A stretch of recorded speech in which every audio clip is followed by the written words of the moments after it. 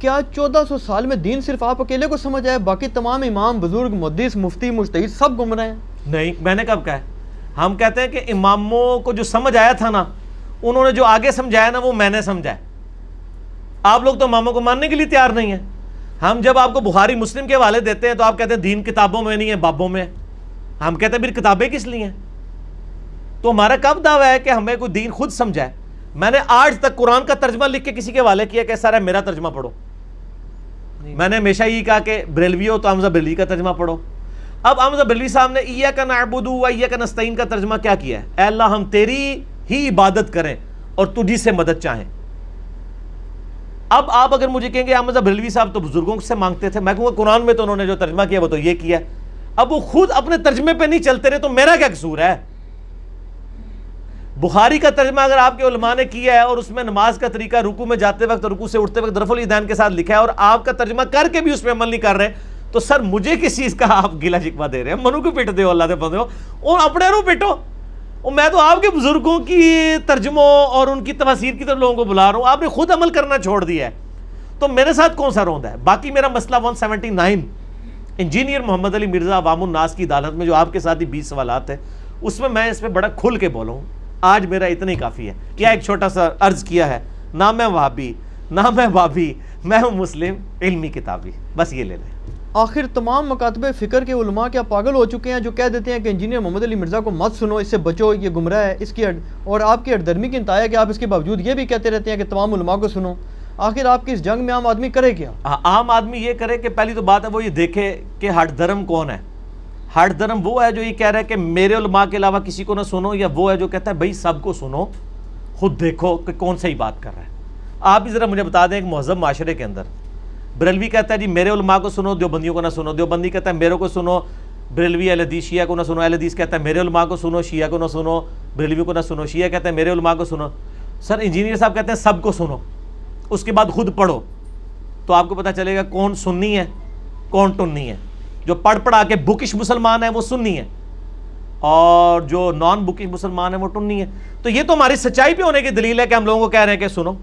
اس میں ہم پہ ہٹ دھرمی کا کون سا فتویٰ؟ ہٹ دھرم وہ ہیں جو کہہ رہے ہیں کہ اس کو نہ سنو. رہا کہ باقی علماء کا یہ کہنا کہ جی انجینئر کو نہ سنو تو کیا علماء پاگل ہیں؟ میرے بھائی مجھے تو چھوڑ دیں، کیا یہ علماء اپنے فرقوں کے علاوہ دوسرے علماء کو سننے کا مشورہ دیتے ہیں؟ وہ صرف یہ تو نہیں کہہ رہے کہ انجینئر کو نہ سنو.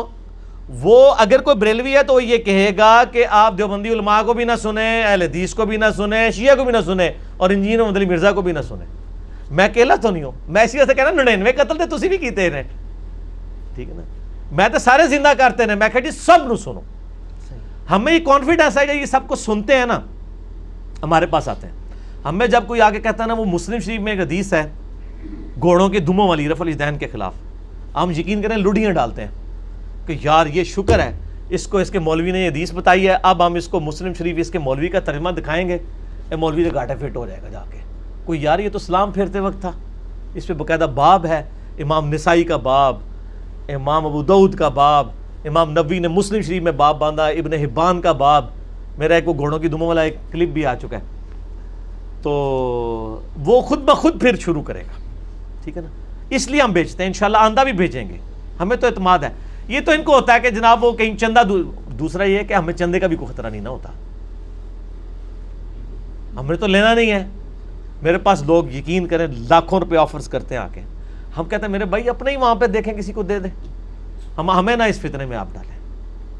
تو ہم ان کو کہیں کہ یہ جی صاحب ہٹ دھرم نہیں ہے، یہ بڑی نیکی کر رہے ہیں، یہ چندے بھی لوگ لے کے آتے ہیں آپ کے پاس جن کو آپ کے پاس بھیجتے ہیں. وہ یہاں پہ ایک بھائی ریورٹ ہوئے، دیوبندی تھے، ان کے مولوی نے کو 25-30 مولوی بلا کے پوری دعوت کی اور ان کا یار یہ گمراہ ہو گیا، علی کے لیکچر سنتا تھا یہ وہ. ان کے پاس گئے، انہوں نے کہا جی بھائی علی میں کوئی علی میرا کوئی لگدا لانا نہیں ہے، وہ جو دلیل سے بات کرتا ہے میں نے خود کتابیں ساری خرید لی ہیں، وہ علی کی چھپی ہوئی نہیں ہے، آپ لوگوں کی ہے، میں نے تو وہ پڑھ کے تو سنت کے مطابق نماز شروع کی ہے اور باقی عقائد اپنے صحیح کی ہیں. تو آپ مجھے کوئی دلیل ہے تو بتائیں. ان کا دلیل کو چھوڑیں، آپ علی کے لیکچر میں نہ جایا کریں. اس نے کہا کہ نہیں آپ گمراہ ہو جائیں گے. اس نے گمراہ کیا؟ اس نے تو کوئی غلط بات تھی، میں نے اگر آپ کو چھوڑ دی غلط بات تو میں اس کو بھی چھوڑ دوں گا، کیونکہ میں نے تو کتابیں خود خرید لی ہیں، کتابی ہو گئے ہو نا. نہ میں وابی نہ میں بابی، میں ہوں مسلم علمی کتابی. کرتے کرتے نا اس کو سمجھ آ گئی کہ وہ انجینئر صاحب جو ہمیں سمجھاتے تھے نا وہ بات ہوگی اس میں. اس نے کہا یار بات یہ ہے, وہ بندہ ایک دیوبند کی مسجد کو 20,000 روپیہ مہینے کا چندہ دیتا تھا, ان کے بجلی اور باقی خرچے اس نے اٹھائے ہوئے تھے. 20,000 روپیہ آج کے دور میں بڑی رقم ہے. اس کو سمجھ آ گئی کہ چندے کا مسئلہ ہے. اس نے کہا اچھا بات یہ کہ میں علی کے درس میں جاتا ہوں لیکن وہ تو چندہ نہیں لیتا, میں جو آپ کی مسجد کو چندہ اور جو دے رہا ہوں میں انشاءاللہ اسی طریقے سے آپ کی خدمت کرتا رہوں گا. انہوں نے کہا پھر ٹھیک ہے جایا کرو. اور اس بندے نے مجھے بتایا ان میں سے ایک مولوی نے یہاں تک کہہ دیا ساڑھے لو تو قادیانی بھی ہو جا, سانو کو نہیں پرواہ, جا قزمہ نو کھا پر مسجد ہی چندہ دیا کر. قادیانی کا لفظ اس نے استعمال کر دیا. سر یہ آپ کے ایمان کے ساتھ کوئی ہمدرد نہیں ہے, یہ حامی ہیں جو آپ کے ساتھ ہمدردی کر رہے ہیں, یہ کوئی ہمدرد نہیں ہے. یہ کہتے ہیں آپ ہمیں چندے دو تو بس ٹھیک ہے ہماری ہمدردیاں آپ کے ساتھ ہیں, ادر آپ جو مرضی ہو جاؤ. اسی لیے آپ دیکھیں نا جناب, یہ ویسے تو فتوے لگاتے ہیں فلاں کی کمائی حرام کی, فلاں کی کمائی. آج تک آپ کسی مولوی کے پاس 1 لاکھ روپے لے کے جائیں اور وہ آپ سے پوچھتا ہے کہ سر آپ کی کمائی کون سی ہے, تو یہ پھر ٹی وی پہ کے فتوے کیوں دے رہے ہوتے ہیں کہ جی رزق حلال اور حرام, کیوں نہیں پوچھتے ہیں؟ ان کو تو بڑے بڑے اسمگلر ہوتے ہیں پاکستان لیول کے, جو ان کے مدرسوں کے خرچے جنہوں نے اٹھائے ہوئے ہیں, ان کو پتہ ہے یہ اسمگلر ہیں, حرام کے مال کے اوپر چلا رہے ہوتے ہیں ان معاملات کو. نہیں وہ کہتے ہیں نا جی ہم اس کو لیٹرینوں پہ لگاتے ہیں پیسہ, ہاں یہ کہتے ہیں وہ. جی جی جی جی ان کا پیسہ ٹھیک ہے. میں یہ بہانے جڑے نا پرانے سن, پہلی دفعہ چندہ ملا وہ تو لیٹرینے تے لا لیا, اس تو بعد کے لوٹیاں تے لاندے نے, سونے کے لوٹے رکھے ہوئے وہاں پہ. وہ کتنی لیٹرینے بنوائیں گے یار, لیٹرینے تو فکس ہیں, وضو کی ٹوٹیاں تو فکس ہیں, وضو کے تو نہیں لگائیں گے لیٹرین. اور دوسرا لیٹرین میں کیا ہم ناپاکی کے لیے جاتے ہیں یا طہارت کے لیے؟ اس کا مطلب آرام کے پیسوں سے یہ لوگوں کی طہارت کروا رہے ہیں, استنجے کروا رہے ہیں, تو آگے کم کتوں ٹرنا ہے؟ طہارت تو کنجی ہے نماز کی. آپ نماز شروع کرنے کے لیے جس چیز کے محتاج ہیں وہ آپ آرام کے پیسوں میں لوگ کروا رہے ہیں. ایک تو یہ جواب پھکی والا, اور دوسرا پھکی والا کہ یہ کتنے ٹوائلٹس بنوائیں گے, ٹھیک ہے نا. تو ٹوائلٹ کی صفائی پہ بھی اتنا خرچہ کوئی نہیں آتا. وہ یہ پرانے بہانے ہو گئے, آپ یہ خاموشی اختیار کرتے ہیں, آنکھیں بند کر لیتے ہیں. وہ کہتے ہیں تحقیق زیادہ نہیں کرنی چاہیے تھی. اچھا اگلا سوال جو ہے جی, اسی میں آپ کے سوال سے ریلیٹڈ بھی بات ایک آئے گی کہ مولانا طارق جمیل صاحب کی طرح آپ بھی میٹھی میٹھی باتیں کر کے اتحادی امت کی کوشش کیوں نہیں کر سکتے؟ ضروری ہے کہ اختلافات پہ بات ہو. اس میں وہ یہ بھی دلیل دیتے ہیں نا, جیسے بھی آپ نے فرمایا نا, تو وہ کہتے ہیں جی کہ باقی جو ہے نا وہ تو ان کا تو یہ دعویٰ ہی نہیں ہے نا جی کہ وحدت امت کریں یا سارے ٹھیک ہیں جی سب کو سنیں. وہ تو صاف بات کرتے ہیں جی ہمارا فرقہ جنتی ہے, باقی سب جنوی ہیں. اور جناب طارق جمیل صاحب جیسے لوگ ہیں جو وحدت امت کی بات کرتے ہیں. سر یہ وہ بات کر دینا, یہ کہیں ٹی وی پہ آ کے کہیں بریلوی دیوبندی اہل حدیث شیعہ سب علماء ریپریزنٹیٹیو ان کے آ کے بیٹھ کے کہیں کہ میں یہ کہتا ہوں میرا فرقہ جنتی ہے باقی سب جہنمی ہیں. نہیں وہ تو لکھتے ہیں یہ چیز. اور سر نہیں نا, لکھنا اور چیز ہے, آ کے ڈکلیئر کریں. آپ کیا مانتے ہیں کہ جیو چینل کے اوپر بیٹھ کے بریلوی دیوبندی اہل حدیث علماء لائیو پبلکلی یہ کہہ سکتے ہیں کہ جی میں ادھر جنتی بیٹھا ہوں, باقی یہ میرے 4 جو ساتھ بیٹھے ہیں یہ دوست کی بھی ہیں, ان کے سارے کروڑوں فالوور دوست کی ہیں. یہاں تو ایک سیاسی لیڈر نے دوسرے سیاسی لیڈر کے ماننے والوں کو گدھے کہہ دیا ہے, تو کل سے کتنا شور مچا ہوا ہے. تو اگر یہ جہنمی کہہ دیں ان کی ہڈی پسلی توڑ کے رکھ دیں گے ان کے ماننے والے, اور یہ اندر ٹی وی پہ نہیں آ سکیں گے. سر نہیں کہیں گے کبھی بھی, تو یہ کہیں اعلانیہ کہیں, کبھی بھی نہیں کہیں گے. ٹی وی پہ آگے تو اتحاد امت کی باتیں کرتے ہیں. باقی رہا ہم نے جو اللہ کے فضل سے اتحاد امت کرایا نا, اس طرح کا اتحاد امت تو تاریخ اسلام میں نہیں کسی نے دیکھا. آپ نے آج تک یہ اتحاد امت دیکھا ہے کہ ایک اہل حدیث بریلوی کے حق میں کلپ چڑھا رہا ہو میرے خلاف کہ انجینئر غلط کہہ رہا ہے, بریلوی صاحب نے بالکل صحیح کہا, اور وہ اہل حدیث ہو؟ سر اتنا بڑا آگ پانی جمع کرنا یہ تو ہم نے اتحاد کرایا. ایک بریلوی مولوی دیوبندی اور اہل حدیث کے حق میں کلپ چڑھا رہا ہے کہ یہ تو پھر بھی ٹھیک ہے, ان کے تو کم از کم کو بزرگ ہیں, یہ کچھ چل پھر رہے ہیں, پتہ نہیں کتوں آ گیا. ٹھیک ہے, اس طرح کا تو اتحاد امت کسی نے خواب میں نہیں سوچا تھا. آج تک تو بریلویوں کے حق میں کلپ چڑھاتے تھے, دیوبندیوں کے حق میں, اہل حدیث کے حق میں. یہاں تو ایک دوسرے تو اتحاد امت تو اللہ کے فضل سے جو ہم نے کروایا نا جی, اس طرح کا اتحاد امت تو کسی نے نہیں دیکھا. وہ اس لیے ہو گیا کہ انہوں نے کہا یار یہ تو وہ کہنا جی میرے ساڈے بزرگوں نے کیا, وہ کہتے ہیں ساڈے بھی کیا, اچھا چلو دیکھ لینے جناب. بزرگ تو دیکھو, بزرگ تو سانجے ہوتے ہیں, کہتے نا ماما تو سانجیاں ہوندیاں نے, یہ کہتے ہیں بزرگ تو سانجے ہوندے نے, اور بزرگ ہو گئے نے سانجے. تو بزرگ بچاؤ مہم جب شروع ہوئی ہے انہوں نے کہا ہم آپ کے بزرگوں کا دفاع کرتے ہیں آپ ہمارے کا. وہ آپس میں بے شک لڑتے رہے آپس میں. وہ میرا کلپ دیکھ لیں بریلوی دیوبندی اہل حدیث جنگ, تو آپ کو پتہ چلے گا کتنی جنگیں رہی ہیں ان میں. تو اتحاد امت اللہ کے فضل سے کروایا ہے. میرے علاوہ کون سا بندہ ہے جو یہ کہتا ہے سب کے پیچھے نمازیں پڑھو ایک ایک فرقے کا نام لے کے؟ تو اتحاد امت نہیں ہے. اور پھر میں کہتا ہوں آپ اپنے آپ کو بریلوی دیوبندی اہل حدیث نہ کہو, مسلم کہو, کیا یہ اتحاد امت نہیں ہے؟ اتحاد امت بریلوی دیوبندی اہل حدیث شیعہ کے نام پہ ہوگا یا مسلم نام پہ ہوگا؟ تو اسی لیے تو میں کہتا ہوں نہ میں وہابی نہ میں بابی, میں ہوں مسلم علمی کتابی. میں بابوں کا ماننے والا بھی نہیں, سو کالڈ وہابی بھی نہیں, میں مسلم ہوں. تو اسی نام کے اوپر ہوگا. باقی طارق جمیل صاحب کی مثالیں دینا غلط ہے. طارق جمیل صاحب نے گستاخانہ عبارتوں پہ جو لیکچر ریکارڈ کرایا ہے اس کا کوئی ہے والا آپ کے پاس؟ کوئی نہیں کرایا. نہیں کرایا نا. تو سر طارق جمیل صاحب بڑے سمجھدار ہیں, ان کو پتہ ہے کہ میں نے ان کاموں کو ہاتھ ہی نہیں ڈالنا. لیکن ان انڈیا پاکستان بنگلہ دیش کے لوگوں کا مسئلہ تو یہی ہے. بریلوی, آپ خیر بریلویوں کو مجھ سے زیادہ ہی جانتے ہوں گے, یا میرے برابر تو جانتے ہی ہوں گے. کیا بریلوی کیا کہتے ہیں؟ وہ کہتے ہیں ہم دیوبندیوں والے حدیثوں سے کیسے اتحاد کریں, وہ گستاخ ہیں, کہتے ہیں نا. تو سر جب تک بریلویوں کا یہ مسئلہ نہیں حل ہوگا تو اتحاد امت کیسے ہوگا؟ وہ تو کہتے ہیں یہ گستاخ ہیں. جب تک ہم یا ان گستاخوں کو گستاخ نہ کہہ لیں یا ہم یہ ثابت کریں وہ گستاخ نہیں تھے, آپ کو غلط فہمی ہوئی ہے, اتحاد امت نہیں ہو سکتا. ہم نے یہ دونوں کام نہیں کیے, ہم نے تیسری بات کر دی ہے کہ بالکل وہ بھی گستاخ تھے اور آپ کے بزرگ بھی گستاخ ہیں, یہ دیکھ لو. اسی تیسری بھی جو شائع کاٹ دیتی ہے. ایک تو یہ تھا ہم کہتے نہیں یہ جو تمہیں غلط فہمی ہوئی ہے وہ تو انہوں نے ماننی نہیں تھی. دوسرا ہم یہ کہتے ہیں کہ یار وہ گستاخ جو ہے وہ ان کے بزرگ کو ہم انڈورس کر لیتے, تو انہوں نے کہا ہاں پھر تو آپ ہمارے فرقے میں آ جاؤ. ہم نے تیسرا کام کیا, ہم نے کہا وہ بھی گستاخ, آپ کے بزرگ بھی گستاخ. مسئلہ 71 بھی دیکھ لیں. تو اتحاد امت کروا دیا. تو میرے ٹاپکس ایسے ہیں کہ اب یہ آپ ایک بندہ جو سرجن ہے آپ اس سے گلہ شکوہ کر رہے ہیں کہ یار تو ہومیوپیتھک دوائی کیوں نہیں دیتا. ہومیوپیتھک کی اپنی فیلڈ ہے, سرجن کی اپنی فیلڈ ہے. سرجن نے جب بھی اس کا کام ہی کٹ لگانا ہے. آپ ایک سرجن کو کہہ سکتے ہیں یار تیرے کو جڑا بھی مریض آندا ہے تو سیدھا کٹ پھیرنا ہے, تو وہی کہے گا کہ میرے پاس آتے ہی مریض وہ ہے جس کو کٹ پھیرنا ہوتا ہے. جس نے کٹ نہیں پھروانا ہوتا وہ تو ہومیوپیتھک دوائیاں ہی کھاتا ہے نا. جب وہ میری سٹیج تک پہنچتا ہے تو میرے تو کٹ والی سٹیج ہی ہے نا سر.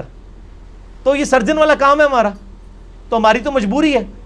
تو اتحاد امت کروا رہے ہیں الحمدللہ اس بنیاد پہ کہ سارے ایک دوسرے کے ساتھ گلے لگ کے رو یار تہاڈے بزرگوں نے بھی ہاتھ کیتا, ساڈیاں نے بھی ہاتھ کیتا. تو میں نہیں کہتا آپ مجھے مجدد مان لیں کہ آپ نے ہمیں بتایا, میں نہیں, یہ میرا کوئی ڈیمانڈ نہیں ہے. آپ نبی علیہ السلام کے قدموں تک پہنچیں اور نعرہ لگائیں نہ میں وابی نہ میں بابی, میں ہوں مسلم علمی کتابی. ٹھیک ہوگا جی, تسلی ہوگی. چلیے بھائی اس میں ایک اعتراض یہ بھی ہو جاتا ہے نا کہ بعض لوگ یہ بھی کہتے ہیں کہ یار اس طرح کی جو باتیں ہوتی ہیں نا وحدت امت وغیرہ, یہ اس سے تو پھر سیکولرزم ایسے پھیل جاتا ہے کہ جناب جو سیکولر بے دین قسم کا طبقہ ہے ان کا تو اتحاد ہی اتحاد ہے. کیونکہ اختلاف جب ہو گئی تب کہ کوئی بندہ پڑھے تو ٹھیک ہے, پھر جیسے عام لوگ ہیں پڑھیں ہی نہ, دین پہ عمل ہی نہ کریں تو ٹھیک ہے, سب بھائی بھائی ہیں. پھر نہیں, سب کدھر بھائی بھائی ہیں میرے بھائی. سیکولر کیا سارے خود ایک پیج کے اوپر ہیں. جب مفادات کا کنفلکٹ آئے گا نا تو یہاں بھی میں آپ کو سیدھا سیدھا کہتا ہوں آپ اتحاد امت کرا لیں گے, مفادات کے جو اختلاف ہے اس کو چھوڑ دیں. یعنی گورنمنٹ اگر کہہ دے نا جی آندہ کے بعد کوئی بندہ چندہ نہیں دے گا مدرسوں کو, ہم سب کو برابر کا چندہ دیں گے, تو کوئی ایک دوسرے کے ساتھ نہیں لڑے گا. جب ایک بریلوی کو یہ پتا ہوگا کہ میں جو مرضی کروں مجھے مہینے کا جو چندہ ملنا ہے وہ ملنا ہی ملنا ہے, چاہے میں اچھی تقریر کروں یا بری, تو وہ تو کوشش کرے گا کہ وہ پازیٹیو باتیں ہی کرے. اس طریقے سے دیوبندی بھی, اہل حدیث بھی, شیعہ بھی. تو اس سارا مسئلہ ہی روٹی روزی کا ہے. بالکل. تو وہ کہتے ہیں نا جب کسی کے درمیان لڑائی کرانی ہے نا آپ ریسورس کامن کروا دیں. جب کامن ریسورسز ہوں گے خود بخود لڑائی شروع ہو جائے گی, وہ کھینچا تانی شروع ہو جائے گی. یہاں فرقوں کے اندر بھی کھینچا تانی ہو رہی ہے کہ نہیں؟ بالکل ہو رہی ہے. تو وہ کیوں ہو رہی ہے؟ وہ تو فرقہ ہی ایک ہے. دیوبندی آتی مواتی کیوں ایک دوسرے کے اتنے خلاف ہیں؟ وہ تو فرقہ ایک ہے. بریلویوں میں چشتیہ اور نقشبندیوں کے درمیان کوئی اختلاف اتنا سویر نوعیت کا موجود ہے. آپ کو پتا ہے نقشبندی یہ رفع سبابہ کے مسئلے میں بڑے سخت ہیں.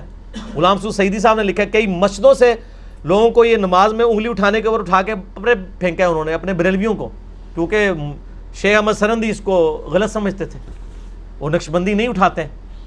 تو یہ تو چھوٹے چھوٹے معاملات میں آپس میں لڑتے ہیں, آپ کہاں سے ان میں اتحاد کرا سکتے ہیں؟ اتحاد صرف اس طرح ہوگا کہ وہ طارق جمیل صاحب تو کہتے ہیں اتحاد اس طرح ہوگا کہ اپنا چھوڑو نہ کسی کا چھیڑو نہ. میں نے کہا بالکل اس طرح اتحاد نہیں ہوگا. اتحاد اس طرح ہوگا کہ اپنا پہلے چھوڑو اور دوسروں کا بھی تھوڑا تھوڑا چھیڑ کے دیکھو. آپ کو لگے گا کئی معاملات میں بریلوی ٹھیک کہہ رہے ہیں, کئی معاملات میں اہل حدیث ٹھیک کہہ رہے ہیں, کئی معاملات میں دیوبندی اور شیعہ ٹھیک کہہ رہے ہیں, باقی معاملات میں غلط کہہ. تو پہلا اصول یہ ہے, اپنا پہلے چھوڑو, دوسروں کا بھی چھیڑ کے دیکھو. یہ ہے اتفاق. میرا ایک یوٹیوب پہ کلپ ہے اتحاد امت کیسے ہوگا, اس میں طارق جمیل صاحب کی میں نے تصویر لگائی ہوئی ہے ساتھ, ہزاروں لوگ دیکھ چکے ہیں. مسئلہ 179 کا کلپ ہے, اس میں نے بتایا کہ پہلا اصول ہے اپنا پہلے چھوڑو. آپ غامدی صاحب کے لیے بہت نرم گوشہ رکھتے ہیں جبکہ وہ قادیانیوں کو مسلمان کہتے ہیں. یہ تو ویسے میں نے نہیں سنا کہ انہوں نے اعلانیہ کہا ہو, جبکہ دوسری طرف علماء کے لیے آپ کی زبان بہت سخت ہے. یہ کھلا تضاد کیوں ہے؟ کیا آپ بھی قادیانیوں کو مسلمان سمجھتے ہیں؟ پہلی بات یہ کہ مجھے کسی کو کلیریفیکیشن دینے کی ضرورت نہیں ہے. میں تو پہلے یہ کہتا ہوں کہ جس شخص نے نبی نام کہہ کے اللہ کے ساتھ اپنا تعلق قائم کیا نبی علیہ السلام کے بعد, میرے نزدیک تو وہ بھی کافر ہے. اور جس نے نبی کا نام لیے بغیر کشف اور الہام کے نام کے اوپر اللہ کے ساتھ اپنا تعلق قائم کیا, وہ بھی کافر ہے. میرے ہاں تو کوئی گنجائش ہی نہیں ہے کسی کے اس طرح کی. ہاں صرف یہ کہ آپ نے صرف نبی کہنے والے کو کہا ہوا ہے, وہ جس کو کہتے ہیں نا, ایک بندہ کہہ دے میں شراب پی رہا ہوں, آپ کہتے ہیں یہ شرابی ہے. دوسرا اسی شراب کو انگوروں کا جوس کہہ کے پی رہا ہے, آپ کہہ رہے ہیں نہیں یہ جوس ہے. میں تو دونوں کو شرابی مانتا ہوں. لہٰذا میرے ہاں تو مجھ سے تو کوئی کلیریفیکیشن مانگے ہی نا. مجھے ان سے مانگنی ہے کہ یہ ختم نبوت چلا رہے ہیں یا اینٹی قادیانیت تحریک چلا رہے ہیں. ختم نبوت تحریک صرف انجینئر محمد علی مرزا چلا رہا ہے, جو سب کو سمجھتا ہے مجرم ہے جس نے ختم نبوت پہ ڈاکہ مارا ہے. آپ تو اینٹی قادیانیت تحریکیں چلا رہے ہیں. رہا غامدی صاحب کا, میں نے نہیں کہیں سنا کہ انہوں نے کہا ہو کہ قادیانی مسلمان ہے. میں نے کوئی ایسی بات نہیں سنی ہے. انہوں نے تو بلکہ یہی والے جملے بولے ہیں کہ میرے ہاں تو کشف الہام کی گنجائش نہیں ہے نبی علیہ السلام کے بعد, تو چہ جائے کہ میں کسی کے بارے میں نبوت مانوں گا. وہ میں نے ان کا ایک کلپ سنا تھا نا, اس میں انہوں نے یہ بات کی تھی کہ میں نے ان کا مطالعہ کیا ہے تو مرزا صاحب نے اعلانیہ دعوے نبوت نہیں کیا. وہ کہتے ہیں جو لاہوری فرقہ وہ کہتا بھی ہے, اعلانیہ نہیں. لاہوری کا تو معاملہ وہ چھوڑ دینا. فی الحال تو یہ کہ اگر تو غامدی صاحب یہ اصولی بات کریں کہ نبی علیہ السلام کے بعد اگر کوئی نبوت مانتا ہے تو وہ مسلمان ہے, تو مجھ سے غامدی صاحب کے خلاف فتویٰ لے رہے ہیں. میرا تو ایک کلپ ہے قادیانیوں کو دعوت اصلاح, یوٹیوب پہ ہزاروں لوگ دیکھ چکے ہیں. میں نے اپنا موقف دلائل کے ساتھ رکھا ہے, پرسیکیوشن کے ساتھ نہیں, دلائل کے ساتھ. الحمدللہ کئی قادیانیوں کی طرف فیڈ بیک آیا ہے کہ جی ہمیں پہلی دفعہ کسی نے کوئی بات پازیٹیو انداز میں سمجھائی ہے. غامدی صاحب کا سٹائل یہ ہے کہ وہ سب کو ہی پازیٹیولی سمجھاتے ہیں. ان کو یہ تو پازیٹیولی نظر آ رہا تھا کہ وہ قادیانیوں کو پازیٹیولی سمجھا رہے ہیں, وہ یہ کیوں نہیں دیکھتے کہ وہ ان کے بزرگ بابوں کی غلطیاں بھی کتنی پازیٹیولی ہائی لائٹ کر رہے ہوتے ہیں. ٹھیک ہے نا. ادھر تو یہ نہیں کہتے کہ یار ہمارے بزرگوں نے تو اتنا کام ڈالا ہے, ان کا نام اتنے احترام سے کیوں لیتے ہیں. وہ غامدی صاحب کا اپنا سٹائل ہے. رہا میرا, تو میں نے پہلے بھی کئی بار بتایا کہ چونکہ غامدی صاحب اسی سٹائل میں گفتگو کرتے ہیں تو ان کے ماننے والے اسی سٹائل کے عادی ہیں, اس لیے میں ان کے بارے میں جب بھی بات کرتا ہوں اسی سٹائل میں کرتا ہوں. چونکہ دیوبندی, بریلوی, اہل حدیث, شیعہ یہ ایک دوسرے کے خلاف جب بولتے ہیں تو گالی گلوچ کی ساری وکیبلریاں کراس کر دیتے ہیں. ان کو وہی زبان سمجھ آتی ہے, تو میں بھی پھر اس زبان میں تو نہیں, اس سے بہت کم درجے کی ادبی لنگوسٹک کے اندر ان کو وہ لینگویج میں سمجھاتا ہوں. مجھے بتائیں کہ جو گستاخانہ عبارتیں اعلیٰ حضرت نے پوائنٹ آؤٹ کی ہیں دیوبندیوں کی, اس کے بارے میں کیا بریلوی بہت پازیٹیو ہے ماشاءاللہ, اور بڑے احترام سے نام لے رہے ہیں ان کے علماء کے. میرے سے زیادہ کوئی نرم ہے ہی نہیں بندہ. آپ یوٹیوب پہ جتنے فرقے ایک دوسرے کے خلاف بولتے ہیں نا, ان علماء کی تقریر لگائیں اور پھر میری تقریر سنیں, آپ کہیں گے سب سے سافٹ بندہ ہی ہے. آپ ہمیں غامدی صاحب سے تو کمپیئر نہ کریں, اس لیے کہ غامدی صاحب کی تو کوئی چیز اس حوالے سے سٹیک پہ نہیں لگی ہوئی نا, وہ تو اس لیول کے اوپر اترتے بھی نہیں ہے, نہ طارق جمیل صاحب. جب یہ ٹاپکس وہ ایڈریس کریں گے نا پھر ہم سے آپ بات کریں. ٹھیک ہے نا جی.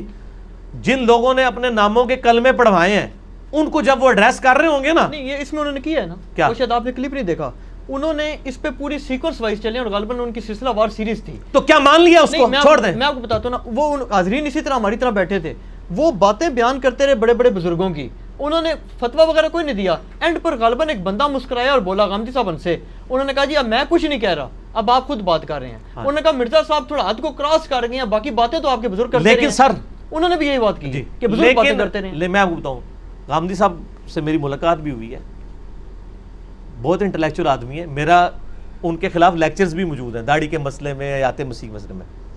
غامدی صاحب کی دعوت سے بریلوی, دیوبندی اور اہل حدیث میں کیا فرق پڑا ہے اور ہماری دعوت سے کتنا فرق پڑا یہ آپ ہی مجھے بتا دیں. غامدی صاحب کے ایک بڑے نا کٹر قسم کے نا وہ فالوور تھے, اولی بھائی یہ کرتے ہیں وہ کرتے ہیں. اور میں نے کہا پہلے تم دعوت کے میدان میں اترو تو صحیح. آپ ممی ڈیڈی لوگوں کو بیٹھ کے قرآن و حدیث سمجھا رہے ہیں, اور ممی ڈیڈی تو 1% بھی نہیں پاکستان کا, وہ ممی ڈیڈی لے کے بیٹھے ہوتے ہیں نا غامدی صاحب. غامدی صاحب کسی مدرسے سے کچھ مولوی اٹھا کے سامنے بٹھائے نا, اور ان کے کٹر فالوور, پھر میں دیکھتا ہوں ان کو بات بھی کرنے دیتے ہیں کہ نہیں. ممی ڈیڈی انہوں نے تو بات آپ کی سن لینی ہے. تو میں نے کہا میرے بھائی آپ پہلے دعوت کا کام کرو, پھر آپ کو پتہ چلے گا کہ انجینئر صاحب کے پاس جو دعوت کا طریقہ ہے یہی مؤثر ہے. میں نے کہا جی آپ مجھے اپنی کوئی ویڈیو بتائیں. تو میں نے وہ مسئلہ نمبر 178 وہ جو نجی چینل کے اوپر میری ریکارڈنگ تھی ان کی رمضان نشریات کے اوپر, وہ اس نے سنا تو مجھے اس نے کال کی, وہ تقریباً 4 گھنٹے کا. اس نے کہا انجینئر صاحب میں تو یہ سنا ہے نا, اور مجھے حیرانگی ہوئی ہے کہ اس گمراہی میں ہمارے فرقے پڑے ہوئے ہیں, ان کا علاج غامدی صاحب کے پاس نہیں ہے. غامدی صاحب تو ہومیوپیتھک ڈاکٹر ہیں, ان کے لیے ان کو چاہیے سرجن. وہ کہتا ہے میں انہی سارے اعتراضات جب میں بحثیں کرتا تھا میں لاجواب ہو جاتا تھا گمراہ فرقوں کے سامنے. اب میں نے آپ کا مسئلہ 178 جب سنا ہے, کہتا ہے اب تو میں کھنگن نہیں دینا کسی نو, اور کہتا ہے لوگ بات مانتے بھی ہیں. تو مسئلہ یہ ہے میرے بھائی, جب آپ اس فیلڈ میں اتریں گے نا پھر آپ کو پتہ چلے گا. ایک بندے کو پتہ ہی نہیں ہے, ایک بندے نے پیچکس دیکھا ہوا ہے جناب وہ 2 منہ والا, اس کے سامنے جب وہ فلپس ہیڈ اس کو ہم وہ کہتے ہیں وہ آ جاتا ہے, وہ جس میں 3 منہ والا ڈلتا ہے, جب وہ اس کے سامنے آ جائے گا وہ تو کہے گا یار میرے کو تو پیچکس ہی کوئی نہیں ہے. پھر انجینئر صاحب کہیں گے جڑا میرا پیچکس ہے نا انہوں تو انج کر کے دیکھ, وہ پیچھے دعا بھی لگیا ہے. اسی جڑا 2 منہ والا ہے نا وہ رکھا ہے غامدی صاحب واسطے, جڑا 3 منہ والا ہے نا وہ انہاں سے رکھا ہے. وہ انج کر کے انج پیچکس لاؤ تو دیکھو کیسے انہاں دیکھو, وہ غامدی صاحب سے پیچکس نال نہیں کھولنا, وہ انجینئر صاحب سے نال کھولنا ہے. آگے جی کہ آپ علماء دین کو روزی روٹی کا ذریعہ بنانے کے حوالے سے تان کرتے ہیں, حالانکہ آپ کے استاد محترم شیخ زبیر علی زئی صاحب خود یہی ذریعہ رکھتے تھے, بلکہ صحابہ کرام اصحاب صفا کا ذریعہ معاش بھی دین تھا. آپ کو شرم آنی چاہیے. یہ اب سخت الفاظ میں نے نہیں کہے. ارے ٹھیک ہے, اور سر آپ گالی بھی نکال دیں میرے کو فرق نہیں پڑتا. اس کی وجہ یہ کہ ہمیں تو گناہ سے نفرت ہے, گناہ گار سے نہیں ہے. صحیح. اصحاب جو صفا ہیں وہ دین کے لیے وقف ہوئے تھے, دین سیکھتے تھے, اور اس کے بعد اصحاب صفا نے پھر مدرسے بنائے ہوں گے اور چندہ بکس بھی بنائی ہوئی ہوں گی. وہ تو خود یعنی دین سیکھنے کے لیے تھے, تو صحابہ کرام ان کی خدمت کرتے تھے. اور وہ بھی جو خدمت آپ بخاری اٹھا کے دیکھیں, حضرت ابو ہریرہ کہتے ہیں کہ میں کئی بار بھوک کی وجہ سے بے ہوش پڑا ہوتا تھا, لوگ سمجھتے تھے کہ مجھے مرگی کا دورہ پڑا ہوا ہے. یعنی جس طرح آج ہمارے غریب مدرسوں میں بچے جو پڑھ رہے ہیں وہ والا حال تھا. ٹھیک ہے نا, یہ تو نہیں تھا کہ انہوں نے وہاں پہ چندہ باکس قائم کر دیے تھے. وہ تو ابو داؤد میں حدیث ہے, ایک صحابی نے صرف قرآن سکھانے کے لیے ایک کمان جو ہے تحفے کے طور پہ لی تھی, تو آپ فرمائے یہ آگ کی کمان تو نے لی ہے. اور سن نسائی میں حدیث ہے جو صحیح مسلم کی شرط پہ امام حاکم نے, امام زابی نے صحیح کہا کہ جو اس کو مؤذن مقرر کرو جو اذان کی اجرت نہ لے. ہم کہتے ہیں نمازوں کی اور ان چیزوں کی اجرت نہ لے. باقی میرا تو کلپ ہے جماعت المسلمین کے خلاف کہ دین کو سورس آف انکم آپ اس حوالے سے سبسسٹنس لیول کے اوپر بنائیں. ہم نے تو کبھی انکار نہیں کیا, بنائیں ضرور. ہم کہہ رہے ہیں دین کو بیچیں نہ اس حوالے سے کہ آپ نمازوں کا معاوضہ لینا شروع کر دیں اور پھر آپ پیسے لے کے غلط فتوے دینا شروع کرتے ہیں. ان چیزوں کو ہم کنڈیم کرتے ہیں. باقی رہا میں کیوں کہتا ہوں کہ میں اپنے لیے آرام سمجھتا ہوں 1 روپیہ کمانا بھی, وہ میں نے بتایا تھا میری ذاتی رائے ہو سکتی ہے, اور اس میں آپ کو دلیل بھی دے دیتا ہوں. امام شعبہ ہیں, تبع تابعین میں سے بڑے ائمہ ہیں میں سے ایک ہے. وہ کہتے ہیں میں تدلیس کرنے کو زنا سے بدتر سمجھتا ہوں, صحیح سند کے ساتھ ہے. شیخ زبیر صاحب نے بھی نقل کیا, باقی ائمہ نے بھی. دوسری طرف کتنے بڑے بڑے محدثین تدلیس کرتے ہیں. حسن بصری تابعی ہیں, تدلیس کرتے ہیں. تو آپ کو کہ جی بھائی وہ یہ آج کل کا کوئی بندہ ہوتا ہے کلپ چڑھا دیتا کہ جی اس نے حسن بصری کو زانی کہہ دیا. اگر یہ میں نے بات کی ہوتی نا کہ زنا سے بدتر ہے تدلیس کرنا, تو انہوں نے کہنا تھا علی نے جو ہے اتنے تابعین کو زانی کہہ دیا. امام شعبہ نے کہا ہے کہ میں زنا کرنے سے بدتر سمجھتا ہوں تدلیس کرنے کو. وہ تدلیس نہیں کرتے تھے, لیکن ایز اے علم یہ اسٹیبلش ہے کہ مدلس کیان والی روایت سما کی تصریح کے بغیر ضعیف ہوگی, اور سما کی تصریح کے ساتھ ہو تو وہ خود کہتے ہیں, امام شعبہ کہتے ہیں قتادہ کی جب کوئی روایت میں بیان کروں وہ تمہیں تدلیس سے مبرہ کر دے گی. میں جب تک سما کی تصریح نہ کروں میں قتادہ کی روایت نہیں بیان کرتا. تو یہ پھکی لے جائیں تو اس میں کیا کہوں گا کہ تدلیس کرنے کو انہوں نے حرام قرار دے دیا کیا؟ وہ کہتا تھا میں اپنے لیے غلط سمجھتا ہوں، تو سر میں بھی اپنے لیے دین سے مال کمانے کو غلط سمجھتا ہوں. سبسٹیشن لیول پہ جو ہے وہ اپنی زندگی گزارے، جائیدادیں نہ بنائے. یہ تو نہیں ہے کہ ایک بندہ جو ہے مدرسے کا اسٹوڈنٹ پڑھ کے فارغ ہوتا ہے، سائیکل پہ ہوتا ہے، سال کے بعد موٹر سائیکل اس کے نیچے آتی ہے، 2 سال کے بعد کار آ جاتی ہے، 3 سال کے بعد ڈرائیور بھی ساتھ آ جاتا ہے. سر یہ تو پھر لوگوں کو تو پھر ہمیں چاہیے کہ مدرسے ہی کھول کے دیں. بچوں کو ہم پڑھاتے کیوں ہیں؟ پھر ہم یہی کام کیوں نہ لوگوں سے شروع کروا دیں؟ تو کیا یہ وہ لوگ ہوتے ہیں جنہوں نے چندے اپنے قبضے میں کیے ہوتے ہیں؟ اگر آپ ان کی ڈکلیئرڈ تنخواہ دیکھیں نا خطیبوں کی، امام مسجد کی اسلام آباد میں 10,000 ہے تنخواہ، اور خطیب کی جو ہے وہ زیادہ زیادہ 30,000 ہے. 30,000 میں ڈرائیور اور ہونڈا سیوک کو رکھ سکتا ہے. تو پھر سر یہ کون سی لاٹری ان کی نکلی ہوئی ہے؟ چندوں میں سے ہی کھا رہے ہیں نا، اور یہ ڈکلیئرڈ نہیں کر رہے. تو اس طرح کا کھانا تو ان کا حرام ہے، کیونکہ انڈکلیئرڈ کھا رہے ہیں یہ. اگر یہ اپنی عوام کو کہنا کہ اس مہینے جو 1.5 لاکھ چندہ ہوا تھا اس میں سے میں نے 1,500 مسجد پہ لگایا ہے اور باقی میں نے اپنے ذاتی اخراجات میں استعمال کیا ہے، تو انشاءاللہ اگلے ہفتے اس کو 1.5 لاکھ اور مل جائے گا نا. ہاں تو سر یہ اپنی صرف تنخواہیں اور خرچے ڈکلیئر کریں تو پتہ چل جائے گا کہ یہ جو کچھ کلیم کر رہے ہیں نا سبسٹیشن لیول پہ نہیں لے رہے، کھا رہے ہیں دین سے. اور وہ کھا رہے ہیں وہ حرام کھا رہے ہیں. میں حلال کھانے کو جائز سمجھتا ہوں، حرام کھانے کو نہیں سمجھتا. گستاخ رسول کے سزا قتل ہونے پر اجماعی امت شاہ ہے. جی تسی بڑی گستاخیاں کرواندے ہو علماء دیاں میرے کو. اجماعی امت ہے. جب ہوں اگر کسی بندے نے کہتا کہ سر تہاڈی تنخواہ 20,000 ہے، تسی وہ کھنگڑ بھی نہیں دیندے. اسی لیے آپ دیکھیں مولوی پہلے مسجد کمیٹی توڑتے ہیں آ کے، پھر اپنی مرضی کی کمیٹی بناتے ہیں، بڑے طریقے سے چلتے ہیں. یہ پوری سائنس ہے جناب، یہ تانوں نہیں سمجھ آسدی، یہ انجینئرنگ کرنے سمجھ آندی ہے.